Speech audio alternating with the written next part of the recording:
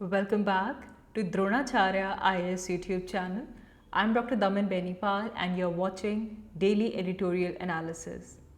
Well, आज इस video lecture में हम इंडियन इकोनॉमी पर्सपेक्टिव से एक इम्पॉर्टेंट टॉपिक डिस्कस करने वाले हैं which is about the inflation targeting in India. Inflation targeting को लेकर we have monetary policy of Reserve Bank of India. आज हम इसके कुछ पर्सपेक्टिव्स को आज इस वीडियो में डिस्कस करेंगे. ये पूरा का पूरा article GS paper 3 point of view से इम्पॉर्टेंट हो जाता है. नाउ स्पेशली बिकॉज जब हम इन्फ्लेशन टारगेटिंग की बात कर रहे हैं so it's become completely important to look at the history of it. तो मई 2016 में इंडिया ने इन्फ्लेशन टारगेटिंग को एज अ गोल अडॉप्ट किया, एज अ पॉलिसी गोल.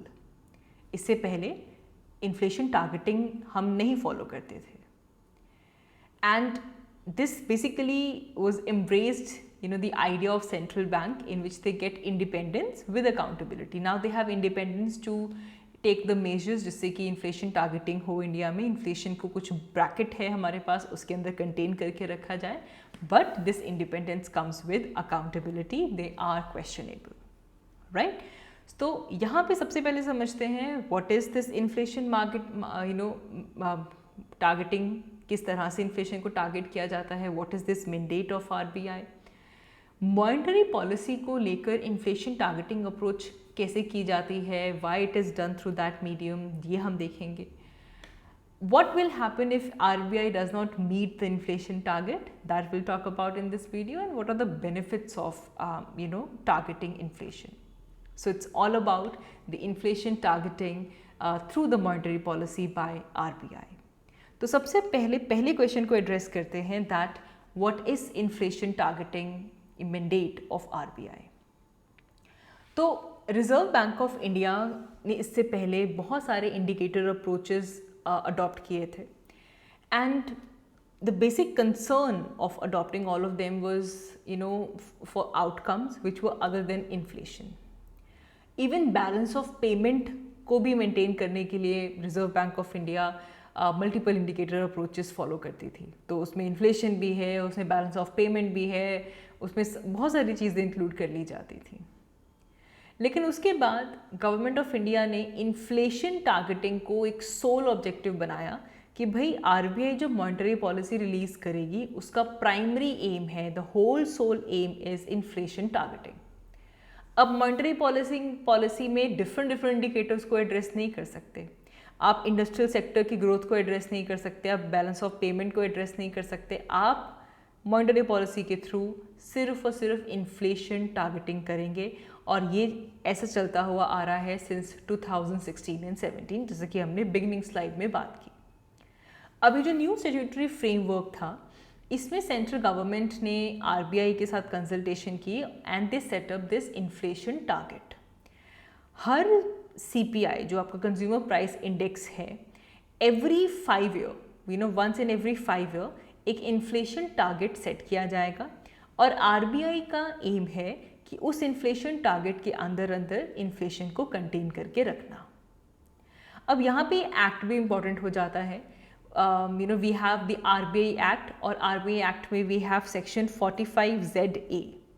इसमें ये फिक्स किया गया है कि जो CPI इन्फ्लेशन है, CPI इन्फ्लेशन के 4% पे हमें हमारे इंडिया की इन्फ्लेशन को टारगेट करना है. लेकिन यहाँ पे एक बैंड दे दिया है ऑफ ±2%, कि भाई अगर 4% से 2% ज़्यादा हो गई मतलब 6% तक भी चलेगा, और अगर 4% से कम हो गई 2% तो -2% तक चलेगा. तो मतलब 2 to 6% तक का एक बैंड दिया गया जिसमें टारगेट रखा गया 4% with ±2% of the band.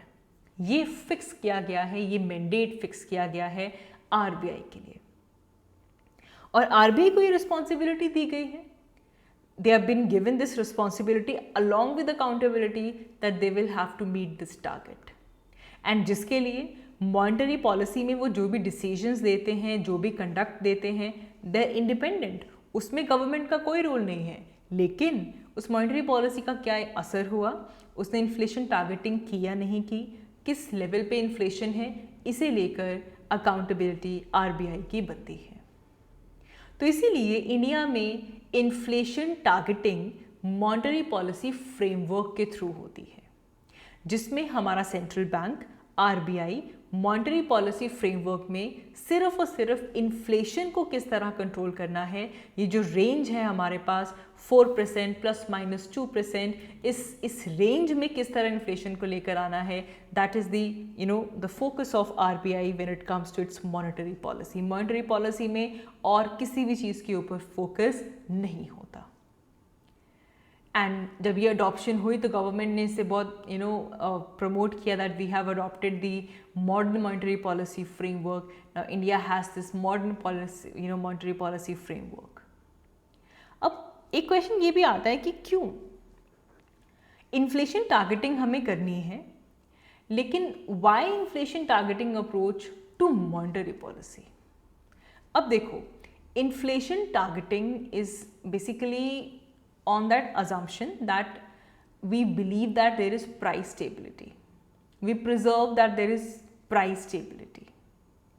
And it is achieved by managing inflation. Price stability रहे, वो कैसे होगी? Inflation को manage करते हुए होगी.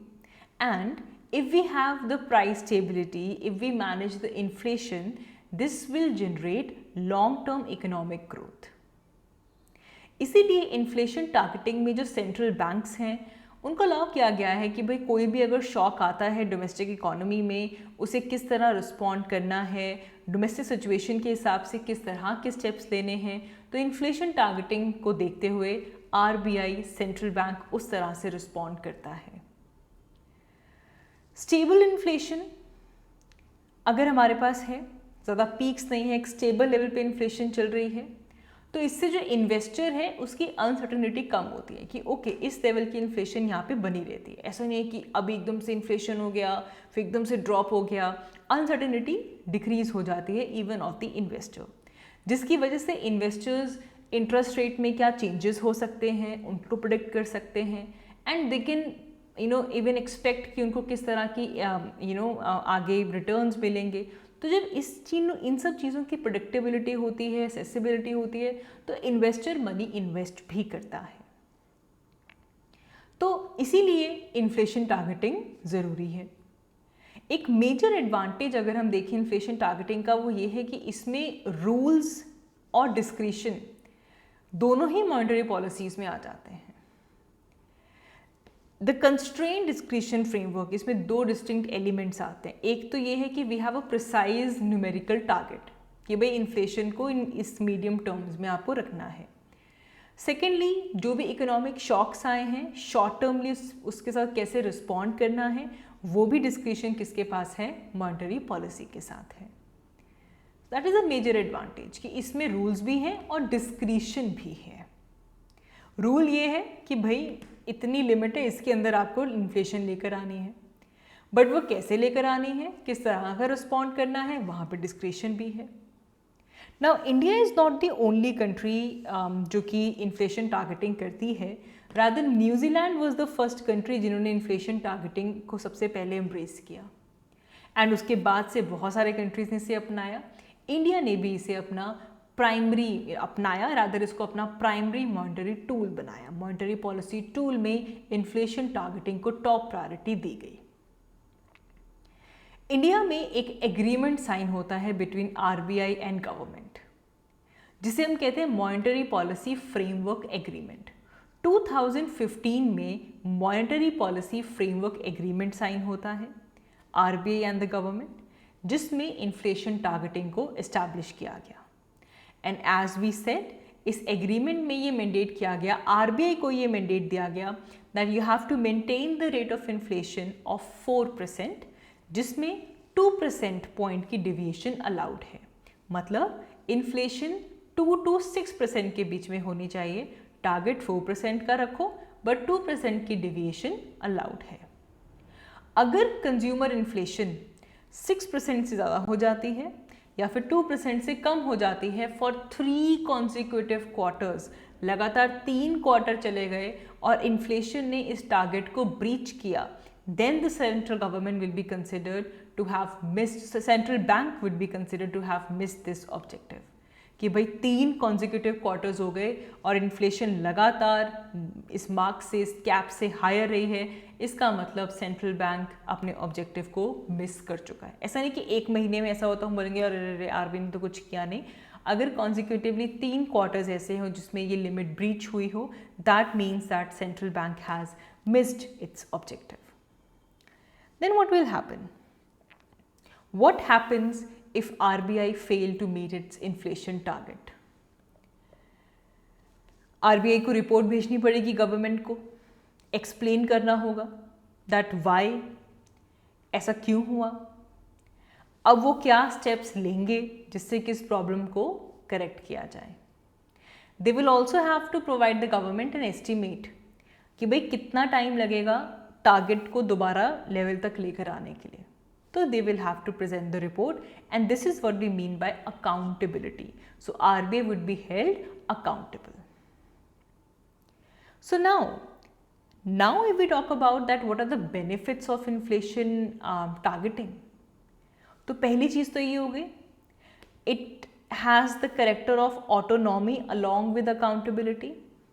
अब RBI को autonomy दी गई है कि भाई रेट ऑफ इन्फ्लेशन को मैनेज करने के लिए जो टारगेट आपको एक बार गवर्नमेंट ने दे दिया उसको किस तरह आपने रेंज में रखना है, RBI is given full autonomy.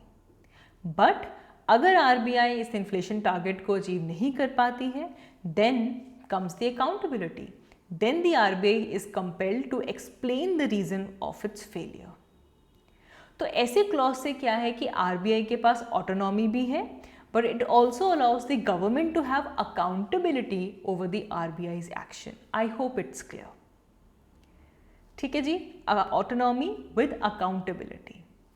Secondly, अगर इन्फ्लेशन टारगेटिंग होती है तो इससे हमें पता चलता है कि भाई इंडियन इकोनॉमी में, किसी भी इकोनॉमी में कितना रेट ऑफ इन्फ्लेशन टारगेट किया गया है। अब सेंट्रल बैंक काम करेगा, अपनी एड्स को यूज़ करेगा और उस लिमिट के बीच में लेकर आएगा। तो it gives greater clarity about it and even it allows predictability, क्योंकि अब ये पब्लिकली सबको पता है कि ओके इंडिया में कितनी इन्फ्लेशन रेंज है, तो इससे बेटर क्लैरिटी आती है, प्रेडिक्टेबिलिटी आती है कि इन्फ्लेशन रेट कैसी चल रही है, मॉनेटरी पॉलिसी की फॉर्मुलेशन कैसी होगी। So that can be done with that. Also as we say, अगर कहीं पे हाई रेट ऑफ इन्फ्लेशन है, महंगाई बढ़ गई, तो बेसिकली इट मीन्स दैट कि जो बाइंग पावर है करेंसी की वो कम हो गई। It will lower the overall rate of GDP. महंगाई ज़्यादा है तो चीज़ें महंगी हो गई, चीज़ें महंगी हो गई तो मतलब करेंसी की जो बाइंग पावर है वो कम हो गई, तो जो ओवरऑल जीडीपी ग्रोथ है वो यहाँ पे डिक्रीज हो जाती है। तो इसका मतलब अगर हाई रेट ऑफ इन्फ्लेशन है, अब इसे मैनेज करने के लिए गवर्नमेंट आएगी, गवर्नमेंट सब्सिडीज देगी, हेल्प करेगी, तो फिस्कल डेफिसिट क्रिएट होगा, करंट अकाउंट डेफिसिट क्रिएट होगा।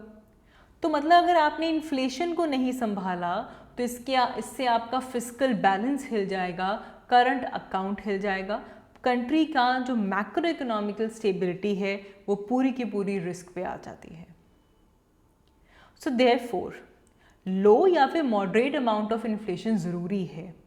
थोड़ी बहुत इन्फ्लेशन अगर होती है तो इससे इन्वेस्टर्स को इनकरेजमेंट मिलता है कि वो इकोनॉमी में इन्वेस्ट करें ताकि हायर ग्रोथ और डेवलपमेंट हमारे पास आए।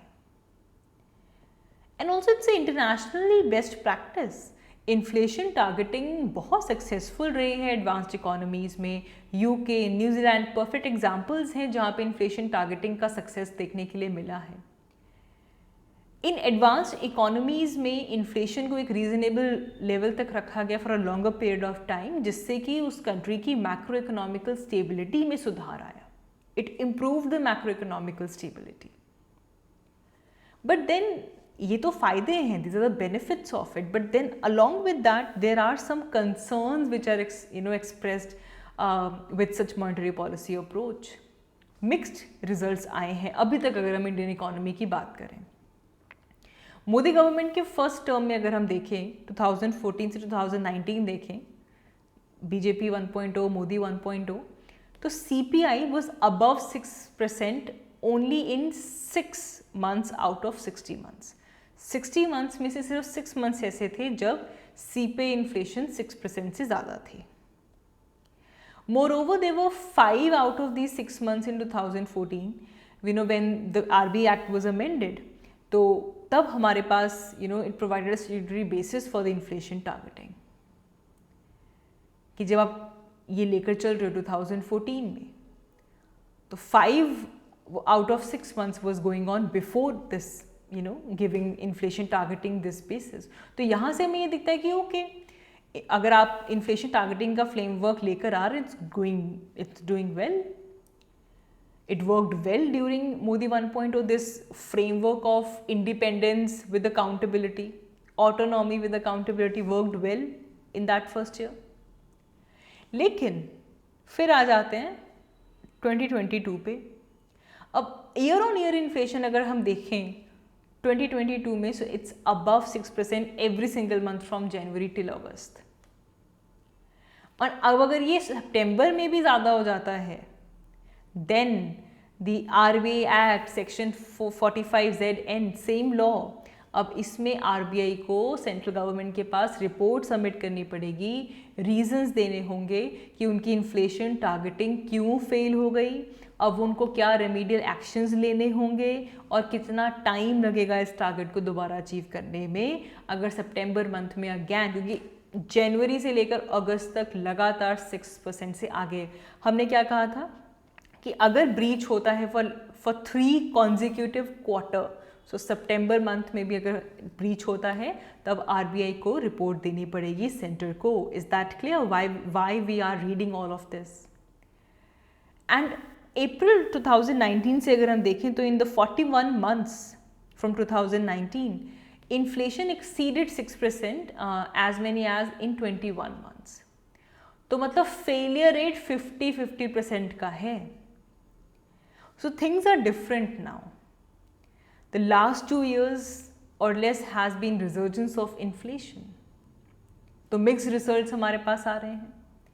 फिर एक और कंसर्न जो मॉनेटरी पॉलिसी अप्रोच को लेकर आ रहा है, that is about the efficiency of the monetary policy tools. तो सिंपल रीजन ये है कि RBI फेल हो रही है in terms of adhering to the inflation targeting mandate. And कहा जा रहा है कि this has to do with food and beverage items, क्योंकि जब हम CPI देखते हैं तो food and beverages item they have combined around 45.86% of weightage in the overall CPI. And inflation led by rising prices of food stuff, वो बहुत quickly rise करते हैं एंड और it can not be easily B contained by the mode of control which RBI uses. तो ये इधर issue है. Even during Modi government's first tenure 1.0, the food inflation was lower than the general inflation. 60 months में से 38 months ऐसे थे जहाँ पे हमारे पास ऐसी सिचुएशन क्रिएट हुई. लेकिन फिर सेकेंड 2019 के बाद 2.0 के दौरान जो CPI इन्फ्लेशन है, फूड इन्फ्लेशन है, it is at 6.3%, which is more than the general inflation, more than 5.7% for the general inflation. तो फूड इन्फ्लेशन का यहाँ पे बड़ा रोल है. तो अगर मॉनेटरी पॉलिसी की जो ट्रांसमिशन है वो इनएडिक्वेट है, इसका मतलब inflation targeting is better suited for mature economies. Monetary policy transmission वहाँ पे ज़्यादा एफिशिएंट है. इंडिया में मॉनेटरी पॉलिसी की जो ट्रांसमिशन है वो इनएफिशिएंट है. It can impair the efficiency of the inflation targeting in India. Also, we have another perspective of monetary dependence. Monetary policy independence is basically is that central bank is inserted from the government. Government cannot interfere. There cannot be any electoral pressure in setting up the interest rate. ये independence का मतलब है. But जिस तरह से food items की weightage है Indian consumption basket में, that is higher. Developed countries में फूड आइटम्स की इतनी वेटेज नहीं है. And therefore RBI is forced to rely on government action कि भाई आप ऐसे एक्शन हो जिससे कि जो फूड बास्केट वाली इन्फ्लेशन है वो डिक्रीज हो. So it is somewhat dependent upon government to meet the inflation target. So far from acting independently, RBI has to depend upon the supply side measures of the government to curb the food inflation. So it basically means that it is a monetary dependence than independence. This is the major concern which arises from food inflation. Also, let's get an idea of government supply side action. Government supply side action में क्या करती है? We say that it makes RBI's job easier. कुछ examples लेते हैं. In last 1 year, the effective import duty on crude and the refined palm oil, it came down from 30% and 41% to 5.5 and 13. Basically, it came down. Similarly, for soyabean and sunflower, it came down. तो इसका मतलब क्या होगा? Palm oil की import duty घटा दी, crude oil की घटा दी, soybean की घटा दी, सनफ्लावर ऑयल की घटा दी, ताकि फूड इन्फ्लेशन कम हो. Government band export of wheat ताकि फूड इन्फ्लेशन इंडिया में ना हो. अभी हमने रिसेंटली क्या पढ़ा? गवर्नमेंट ने ब्रोकन राइस का एक्सपोर्ट बंद कर दिया और बाकी जो नॉन पैराबॉइल्ड और नॉन बासमती राइस है उसके ऊपर 20% इम्पोर्ट ड्यूटी लगा दी ताकि इंडिया में फूड इन्फ्लेशन कम कंट्रोल रहे. तो ये सभी एग्जांपल्स हैं जहाँ पे गवर्नमेंट कोशिश कर रही है कि इंडिया में डोमेस्टिक मार्केट में जो फूड आइटम्स की सप्लाई है वो बढ़ी रहे, अबंडेंट रहे, ताकि इंडिया में फूड इन्फ्लेशन कम हो. Are you understanding? So food inflation को कौन इफेक्ट कर रही है? Government policy. और फूड इन्फ्लेशन का कितना बड़ा पैरामीटर आता है? मॉनेटरी पॉलिसी में. So therefore we are saying that somehow RBI is dependent upon government when it comes to food inflation, which plays a major part in the consumer price index. Then diverted focus की बात करें, so RBI's responsibility is also to regulate the financial sector. That has taken a back seat since the RBI has adopted that inflation targeting is our main objective. And some of the crises in the financial sector, it is basically comes as a shortcoming because of this regulation. Inflation targeting को जब से role बनाया है, हमने देखा IL&FS का crisis आता है. It defaulted on so many of its obligation, repayment नहीं हुई बैंक लोन्स की, कमर्शियल पेपर की रिडेम्पशन हुई. फिर Punjab and Maharashtra cooperative bank का केस सामने आता है जहाँ पे फिक्सेस अकाउंट क्रिएट किए गए, डिपॉजिट्स किए गए, प्रमोटर्स को लोन्स दिए गए. एंड इसीलिए ग्लोबल लेवल पे the 2008 global financial crisis, it demonstrated that price stability cannot alone guarantee financial stability. Central bank को price stability के साथ साथ जो बाकी functions हैं उनको आप neglect नहीं कर सकते. You cannot neglect regulation because it can lead to economic crisis. और ये former RBI governor ने कहा भी है, Subbarao, they have stated that there is a trade-off between price stability and financial stability. The more successful a central bank is by maintaining the price stability, and if that is happening, more likely that they will jeopardize the financial stability. तो ये जो दोनों चीजें हैं, price stability, inflation, and financial stability in general. So you cannot divert the focus of RBI. And lastly, I would like to say, if you disregard the RBI's multifaceted role, so it is impractical for the central bank, especially in a developing country like India, to just focus on inflation without considering the other developmental context. So RBI has to strike a balance between growth, between price stability and the financial stability. Right? So I hope this discussion helped you to understand how this monetary policy system works. See, we haven't dealt with the basics of it. वो आप अपनी economy की classes में पढ़ोगे, क्या tool है, क्या repo rate है, क्या रिवर्स रेपो रेट है, ओपन मार्केट ऑपरेशन क्या है, वो यहाँ पे नहीं है. लेकिन एक कॉन्सेप्ट है to understand what goes on a greater perspective in terms of monetary policy. So that is all for this video. आज की इस वीडियो के लिए इतना ही. Thank you so much for watching. I will see you all in my next one. Thank you.